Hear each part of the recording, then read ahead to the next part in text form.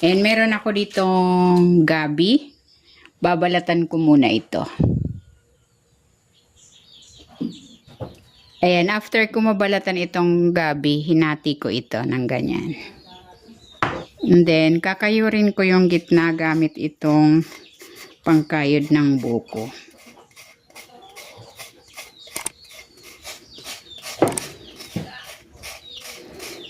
Ayan, pag ganito, okay na yan. Itutuloy ko lang ang proseso sa natitira pa nating gabi.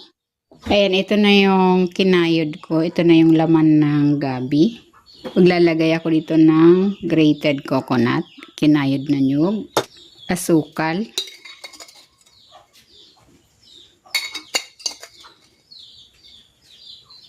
at ng konting asin.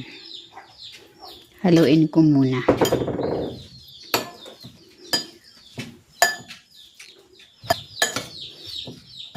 Ayan, okay na ito. Papalaman ko na ito doon sa gabi. Ayan, lalagyan ko na ito ng palaman.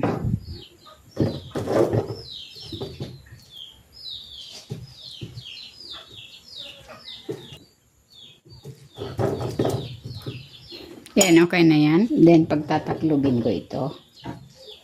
At para hindi maghiwalay, itatali ko ito gamit itong pandan leaves.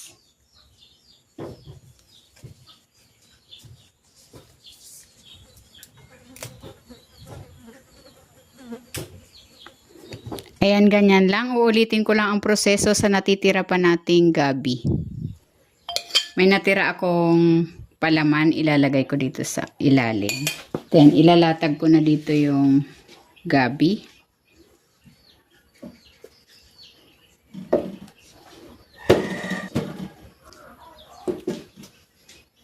Ibubuhos ko na dito itong gata. At maglalagay ako ng konting asin. Then, tatakpan ko na.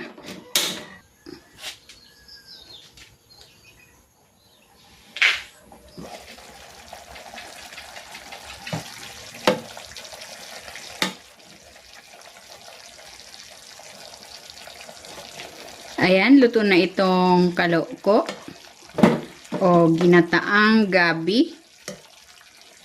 Hahanguin ko na ito.